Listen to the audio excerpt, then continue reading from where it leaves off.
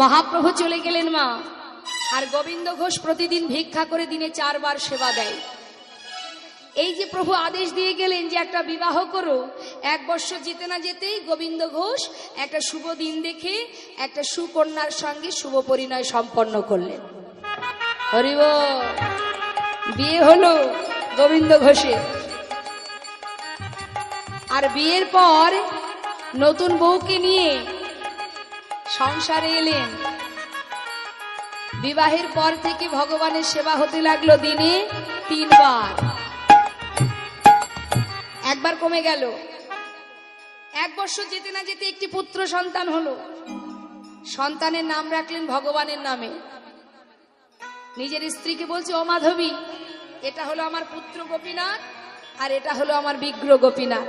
কিন্তু সন্তান যেদিন ঘরে এলো সেদিন থেকে ভগবানের সেবা হতে লাগলো দিনে 2 বার। 2 বার কমে গেল। ওই যে সংসার হয়েছে মা, এটা শুধু গোবিন্দ ঘোষ নয়, কিন্তু একটু অনুভব করতে হবে, এটা আমাদের ক্ষেত্রেও হয়। আমাদের যখন কিছুই থাকে না তখন আমরা গোবিন্দ ছাড়া আন জানি না। আর ভগবান যখন একটু একটু করে আমাদের সকল সুখ দেয়, তখন সেই সুখের মধ্যে হাবুডুবু খেতে খেতে আমরা যে পাঠিয়েছিল, যে দিয়েছিল, তাকেই আমরা ভুলে যাইনি। তাই গৌর হরি বল, হরি বল। তা তাকে ভুলে গেলে তার ফল কি হতে পারে? এবার দেখুন, মহাপ্রভু মনে মনে চিন্তা করলেন, ভক্তকে মায়ার বাঁধনে আবদ্ধ করতে গিয়ে এখন দেখছি ভক্ত আমাকেই ভুলে যাচ্ছে। কিন্তু আমি তো ভক্তকে মায়ার বাঁধনে বাঁধতে পারবো না, কারণ সে আমায় ভালোবাসে। তাকে যদি মায়ার বাঁধনে বাঁধি সেটা অপরাধ। তাই ভক্তকে মায়ার বাঁধন থেকে আমাকে কাটাতে হবে। কি করছেন মা? একদিন ভিক্ষা করে ফিরে এসে নিজের স্ত্রীকে বলছে, মাধবী, যা কিছু ভিক্ষা করেছি 2 ভাগ করো, 1 ভাগ রসি করো, মানে রন্ধন করো, আর আমি গঙ্গা থেকে স্নান করে এসে গোপীনাথের সেবা দেব। স্নান করে এসে দেখছি কি ঝোলাটা সেইখানে পড়ে আছে, রান্না হয়নি। মাধবী, বলি গেলে কোথায়? কত বেলা হলো, সেবা দিতে হবে। ডাকতে ডাকতে ঘরের ভিতরে প্রবেশ করে দেখছে তার স্ত্রী মাধবী গোপীনাথের চরণে উপুড় হয়ে পড়ে আছে। আরে এ কি? ওঠো ওঠো ওঠো। আরে এখন বসে বসে প্রভুর চরণ ধরে কাঁদলে হবে? আগে তাকে সেবা দাও, তারপরে তোমার মনে যা ইচ্ছা হয় তাই বলো। শিগগিরই ওঠো, কত বেলা হয়েছে, রান্না করতে হবে। কি হলো, আমার কথা কানে যাচ্ছে না? বলি, ও মাধবী। সাড়া দেবে কি করে মা? দেহে তো আর প্রাণ নেই। ডাকতে ডাকতে কোনো উত্তর না পেয়ে ছুটে গিয়ে মাধবীর গাত্র স্পর্শ করলেন। আর যেই না স্পর্শ করলেন দেখলেন অসার দেহ। চিৎকার করে উঠলেন, গোপীনাথ, গোপীনাথ, হে কি করলে গোপীনাথ তুমি? আমার স্ত্রীকে তুমি কেড়ে নিলে কেন গোপীনাথ? কি অপরাধ করেছিল আমার মাধবী? কেন তুমি আমার মাধবীকে কেড়ে নিলে বলো? চিৎকার করে কাঁদছে। পাড়াপড়শি ছুটে এসে গোবিন্দ ঘোষের মাথায় হাত দিয়ে সান্ত্বনা দিচ্ছে, শান্ত হও। গোবিন্দ, তোমার যদি হতো তোমায় ছেড়ে সে যেত না। তোমার তো নয়, যে দিয়েছে সেই নিয়েছে।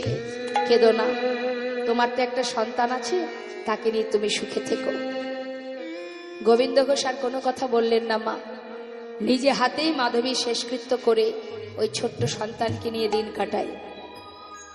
এইভাবে কিছুদিন যেতে না যেতে সন্তানের বয়স হলো 5 বছর। আর 5 বছরের শিশু কিন্তু তার মাতা পিতাকে চিনতে শেখে। কি তাই তো? ভালো মতোই চিনতে শেখে কোনটা মা কোনটা বাবা। ওই ছোট্ট বালক একদিন বাবার কোলে বসে বলছে, বাবা, সবার তো মা আছে, আমার মা কোথায়? হরি বল, হরি বল। গোবিন্দ ঘোষ বুকের মধ্যে চেপে ধরে বলছে, গোপীনাথ, আমি তো আছি বাবা, আমি তোর কোনো কষ্ট রাখবো না, আমি কোনো দুঃখ দেব না। বাবা, আমার মা কোথায়? সবার তো মা আছে, তাদের সন্তানকে আদর করে, ঘুম পড়ায়, খাওয়ায়, ভালোবাসে। আমার মা তো আমায় ঘুম পড়ায় না, আমার মা তো আমাকে আদর করে না, আমাকে খাওয়িয়ে দেয় না। বলো না বাবা, মা কোথায়?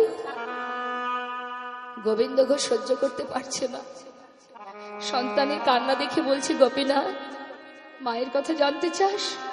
তবে যা, ওই মন্দিরের ভিতরে যে বসে আছে ওর কাছে গিয়ে জিজ্ঞাসা কর তোর মা কোথায়। ছোট্ট বালক মা বাবার কথা শুনে বিশ্বাস করে যখনই বাবা চলে গেল স্নান করতে, সেই সুযোগে মন্দিরের মধ্যে প্রবেশ করে করজোড়ে বলছে, গোপীনাথ, আমার বাবা চলে গেছে স্নান করতে, হরি বল, হরি বল। স্নান করে এসে তোমায় সেবা দেবে, তার আগে এলাম তোমার কাছে, বলো না গোপীনাথ, আমার মা কোথায়? আমার বাবা বলল তুমি নাকি জানো আমার মা কোথায়, বলো না ও গোপীনাথ, একবার বলে দাও, বলে দাও।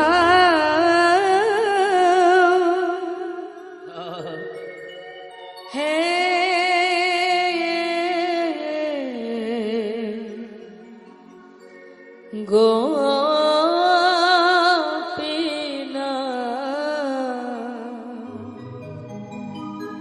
বলো কোথায় আমার মা, বলে দাও হে গোপীনাথ, বলো কোথায় আমার মা, হারিয়ে গেছে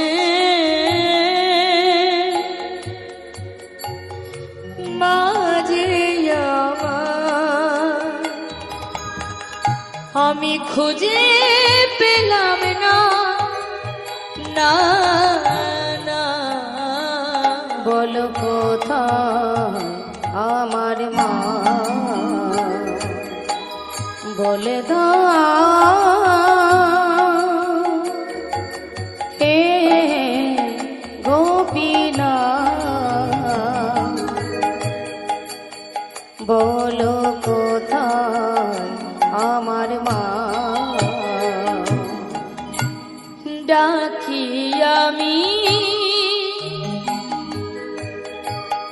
মামা বলে,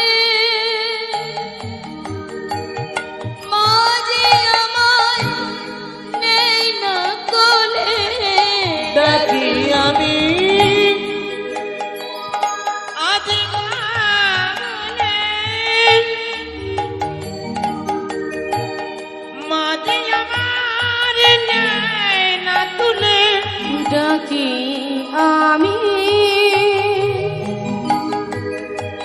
মামা বলে, মাঝে আমার নেই না কোলে, হারিয়ে গেছে মাঝে আমার, হারিয়ে গেছে মাঝে আমার, হারিয়ে গেছে মাঝে আমার, হারিয়ে গেছে মাঝে আমার, খুঁজে পেলাম না, বলো বলো কোথায় তাই তোর আমার হরি বল, হরি বল, বলে দাও হে গোপীনাথ, বলো কোথায় আমার মা, বলো বলো কোথায় আমার মা, বলো কোথায় কোথায়। আমার মা। এদিকে গোবিন্দ ঘোষ ওই যে গঙ্গা স্নানে গেলেন বাবা, তাড়াতাড়ি করে বাড়ি ফিরে এসে ডাকছে, গোপীনাথ কোথায় তুই? এই দেখ বাবা, আমি ঘরে ফিরেছি, আমার কোলে আয়। নিজের সন্তানকে সবাই ভালোবাসে, বারবার করে নিজের সন্তানকে ডাকছে, কিন্তু সন্তানকে যতই ডাকুক সন্তান কাছে আসছে না। কোথায় গেল আমার পুত্র, গেল কোথায়? ও গোপীনাথ, গোপীনাথ। ডাকতে ডাকতে ঘরের ভিতরে প্রবেশ করে দেখছে মা, বিগ্র গোপীনাথের সামনে নিজের পুত্র গোপীনাথ। একবার বলে দাও মা কোথায় বলে চিৎকার করে কাঁদছে। ছুটে গিয়ে সন্তানটাকে বুকের মধ্যে জড়িয়ে ধরেছে, জড়িয়ে ধরে বলছে, বাবা কাঁদিস না রে, কাঁদিস না, আমি তো আছি, আমি তোর মা, আমি তোর বাবা, তুই আমাকে মা বলে ডাক, আমাকে বাবা বলে ডাক। তুই যদি কাঁদিস তাহলে আমি কোথায় যাব বল? ওরে তুই ছাড়া তো আমার আর কেউ নেই রে বাবা। কাঁদিস না। কোলের মধ্যে বসিয়ে নিয়ে সর্বাঙ্গে হাত বুলিয়ে দিচ্ছে। হাত বুলাতে বুলাতে হঠাৎ দেখছে তার পুত্রের বদন থেকে ঝলকে ঝলকে রুধির ঝরছে। চিৎকার করে যে গোপীনাথ, গোপীনাথ না, গোপীনাথ তুমি আমার পুত্রটাকে কেড়ে নিও না গোপীনাথ। আমি তো তোমার কাছে কিচ্ছু চাইনি। আমি তো বলিনি আমার সংসার দাও, স্ত্রী দাও, পুত্র দাও। গোপীনাথ তুমি তো আমার স্ত্রীকে কেড়ে নিয়েছো, আমি তো তোমায় কিচ্ছু বলিনি। আমার একমাত্র সন্তানকে তুমি কেড়ে নিও না গোপীনাথ, তুমি কেড়ে নিও না, কেড়ে নিও না।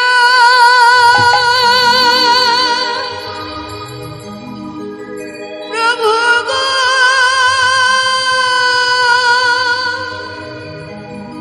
তুমি কেড়ে নিও না।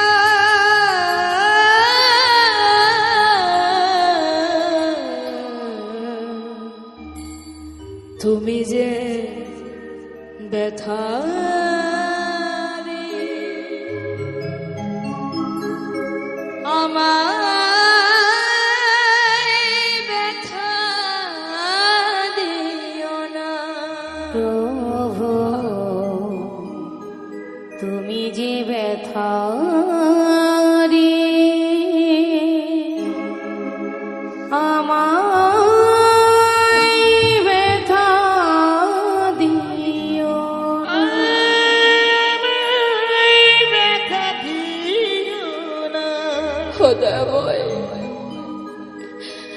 আমি তো বলিনি আমার পুত্র দাও, সংসার দাও। আমি তো তোমার কাছে কিচ্ছু চাইনি। দিলে যদি পুত্র মরে তবে কেড়ে কেন নিতে চাও? পারি না সহিতে প্রভু গো, কেন এত দুঃখ দাও? পারি না সহিতে প্রভু গো, তবে কেন এত দুঃখ দাও? দিলে যে বিষম বেদনা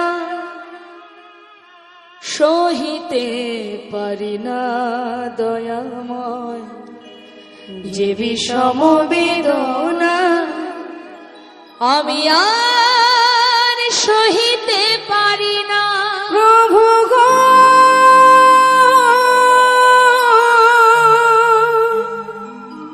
সহিতে পারি না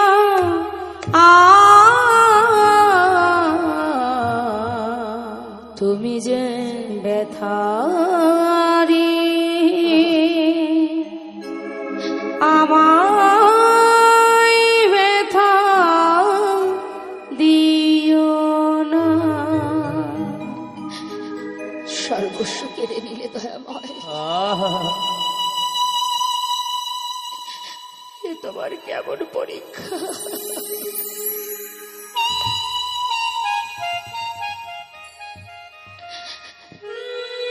নিজে হাতে সন্তানকে নিয়ে গঙ্গার ঘাটে হরিবল হরিবল। মাটি খুঁড়ে তার একমাত্র পুত্রের সমাধি দিয়ে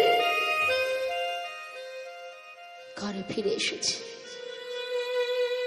স্নান করে শুদ্ধ বসন পরিধান করে মন্দিরে প্রবেশ করে করজোড়ে বলছে, দয়াময় আমি তো তোমার কাছে কিচ্ছু চাইনি, তুমি তো সব দিয়েছিলে, আবার কেড়েও নিলে।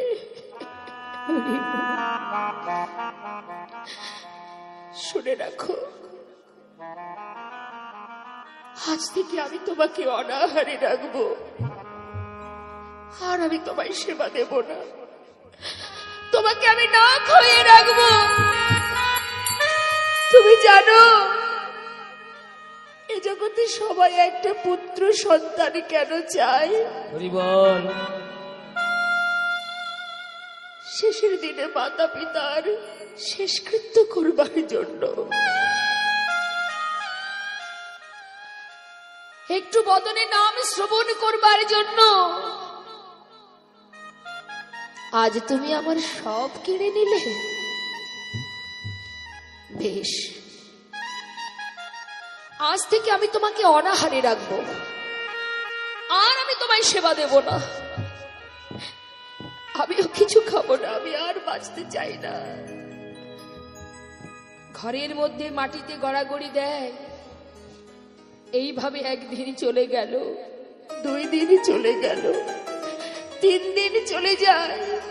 শুধু বলে, ও গোপীনাথ, কোথায় গেলি বাবা? একবার এসে আমায় বাবা বলে ডাক, একবার ফিরে আয়, তুই ছাড়া তো আমার আর কেউ নেই রে। কোথায় গেলি তুই? একবার ফিরে আয়। আর পারছে না মা, ভগবান আর পাথরের মধ্যে কঠিন হয়ে থাকতে পারছে না। ভক্তের কান্না দেখে তিনি আর সইতে পারছে না। ওই পাথর থেকে সচল মূর্তি ধারণ করে হরি বল, হরি বল। পুত্র সেজে 1 পা 2 পা করে এসে ডাকছে, বাবা, ও বাবা। কে? আমি তোমার পুত্র গোপীনাথ। কি মিথ্যে কথা! আমার পুত্র তো মরে গেছে, আমার তো আর কোনো সন্তান নেই। কে তুমি? আমি তোমায় চিনি না, আমি তোমার বাবা নই। তুমি কে? চলে যাও তুমি। বাবা, একদিন তো তুমিই বলেছিলে যে আমি 2 পুত্রের পিতা।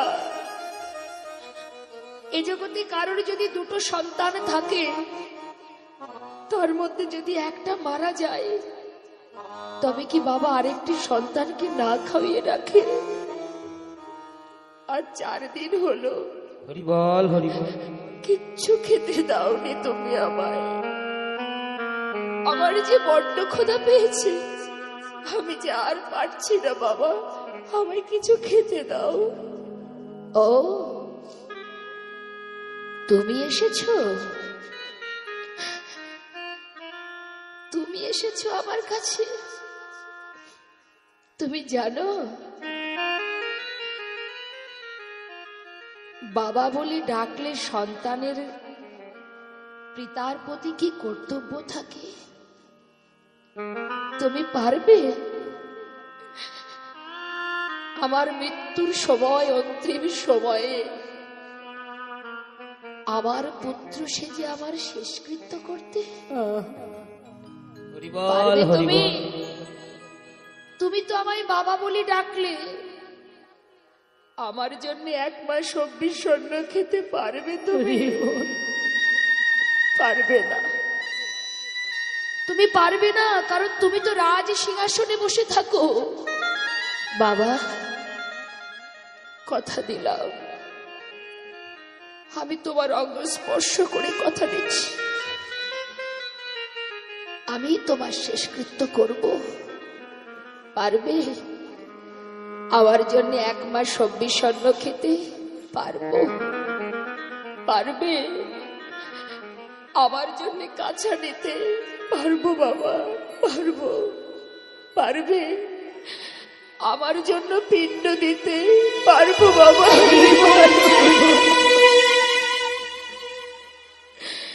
শুধু একদিন নয়, পৃথিবীতে যতদিন চন্দ্র সূর্য উদয় হবে, আমি ততদিনই তোমার শেষকৃত্য করে যাব।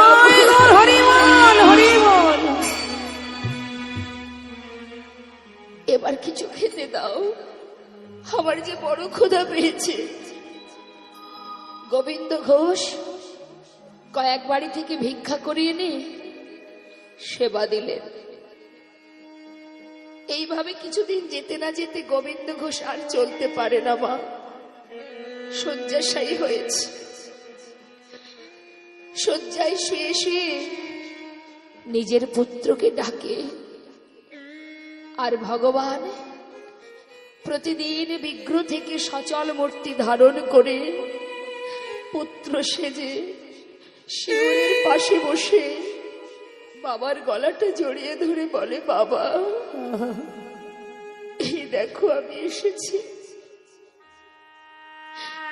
তোমার কি খুব কষ্ট হচ্ছে? না রে, চলে যাবার সময় যখন আসে সকলেরই তো এমনই হয় বাবা, কাঁদিস না। ওরে কাঁদছিস কেন? একদিন তো সবাইকেই চলে যেতে হবে। ও গোপীনা, বলো বাবা, আমায় একটা কাজ করে দিবি? বলো, আমায় একটু চরণামৃত এনে দিবি বাবা? ও মা, আজ কিন্তু আর তার মনে নেই যে স্বয়ং ভগবান পুত্র সেজে শিওরের পাশে। সবকিছু বিস্মরণ হয়ে গেছে, কিছুই মনে পড়ছে না। অন্তিম মুহূর্ত তো, তাই সব ভুলে গেছে। ভেবেছে নিজের সন্তান। ও গোপীনাথ, আমায় একটু চরণামৃত এনে দিবি? এক্ষুনি দেব বাবা, এক্ষুনি দেব। সচরণামৃত পান করালেন। গোপীনাথ, বলো বাবা, আমার শিওরের পাশে একজোড়া করতাল আছে, যাবার আগে আমায় একটু নাম শোনাবি বাবা? শোনাবো।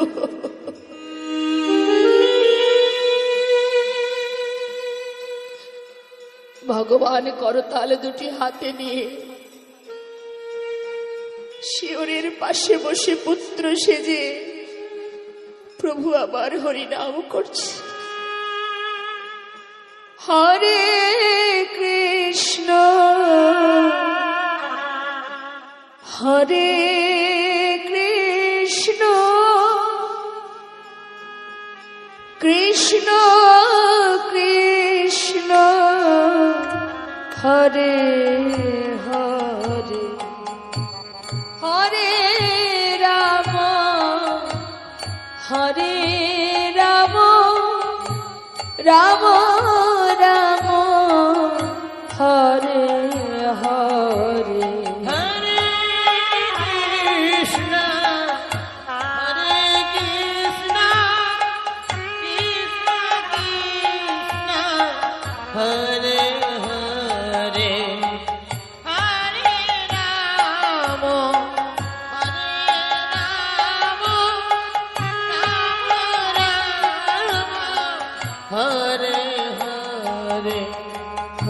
হরে কৃষ্ণ হরে কৃষ্ণ কৃষ্ণ কৃষ্ণ হরে হরে, হরে রাম হরে রাম রাম রাম হরে হরে। হরে কৃষ্ণ হরে কৃষ্ণ কৃষ্ণ কৃষ্ণ হরে হরে, হরে রাম হরে রাম রাম রাম হরে হরে। হরে কৃষ্ণ হরে কৃষ্ণ কৃষ্ণ কৃষ্ণ হরে হরে। ওই না হরে রাম হরে রাম রাম রাম হরে হরে, হরে কৃষ্ণ কৃষ্ণ কৃষ্ণ হরে হরে, হরে রাম হরে রাম রাম রাম হরে হরে। নাম শ্রবণ করতে করতে দেহ থেকে প্রাণ পাখিটা উড়ে চলে গেল। কেউ জানতে পারল না মা। ভগবান পুত্র সেজে সকলের বাড়ি বাড়ি গিয়ে বলছে, ওগো কে আছো? তাড়াতাড়ি এসো, আমার বাবা মরে গেছে গো, তার শেষকৃত্য করতে হবে। হরি বল। জানতে পেরে সবাই ছুটে এলো। ছুটে এসে গোবিন্দ ঘোষকে তার বাড়িতেই মাটি খুঁড়ে সমাধি দিলেন। এদিকে দ্বিতীয় এক পূজারী, মন্দিরের পূজা কিন্তু বন্ধ থাকে না মা, গোবিন্দ ঘোষ চলে গেলেন, কিন্তু ওই এলাকার দ্বিতীয় এক পূজারী সে ওই মন্দিরে ভোগ নিবেদন করতে যাবেন বলে পারস সাজিয়ে নিয়ে যেই না ঢুকতে যাবে এমন সময় দেখলেন দরজাটা বন্ধ হয়ে আছে। ভাবছে নিশ্চয়ই ভিতরে কেউ আছে, সে বাইরে আসুক তারপরে আমি যাব। এই ভেবে দরজার কাছে নিচে বসে বসে অপেক্ষা করতে করতে হালকা নিদ্রা এসেছে। আর যেই না নিদ্রা এসেছে তার মধ্যে আমার প্রভু স্বপ্ন দেখাচ্ছেন, পূজারী দরজা খুলে গেছে, তুমি ভিতরে প্রবেশ করো।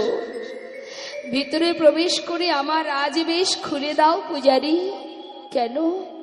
আমার বাবা মরে গেছে, আমাকে কাছা পরিয়ে দাও।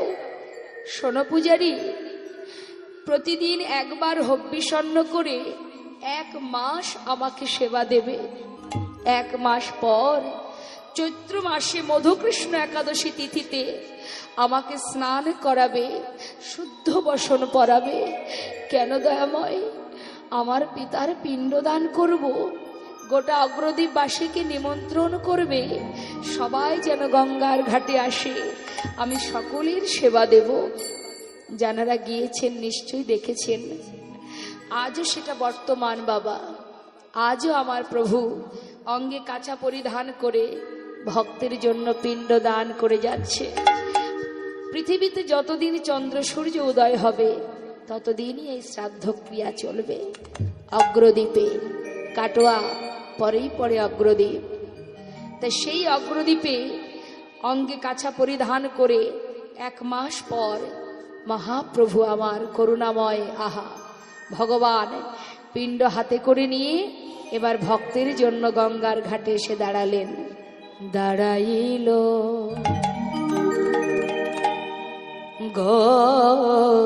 গোপীনা,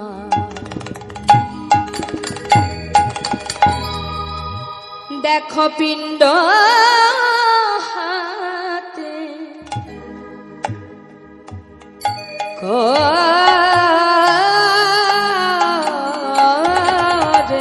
ওই দেখো দাঁড়াইল গোপীনা, পিতৃকার্য সাধে বারে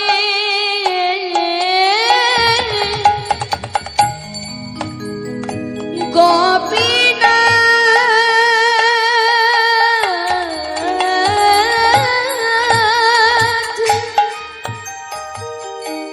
দেখো পিণ্ড করে ওই না পিতৃকা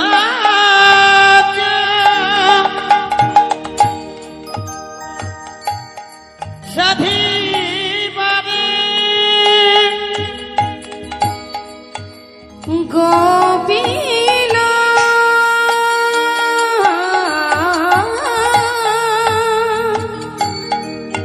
দেখো পিণ্ড করে, সে যে ভক্তেরই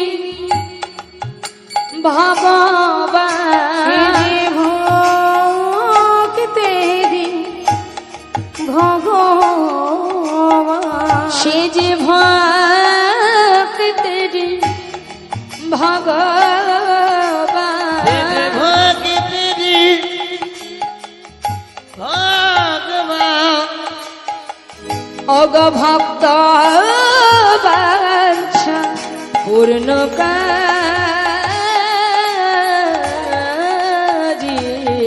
ওই দেখো দাঁড়াইল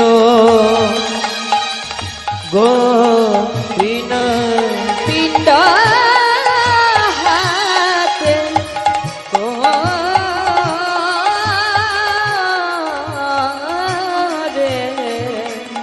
দাঁড়াইল গোপীনা। পিণ্ডদান করলেন ভক্তের জন্য পুত্র সেজে ভগবান। মহাজন বললেন, দেখো দেখো যুগে যুগে তুমি এসেছো ধরাতে। বাবা, এখানে ভক্ত আর ভগবানের মধুর মিলন হবে, এখানেই লীলাকে আমরা বিশ্রামে রাখবো।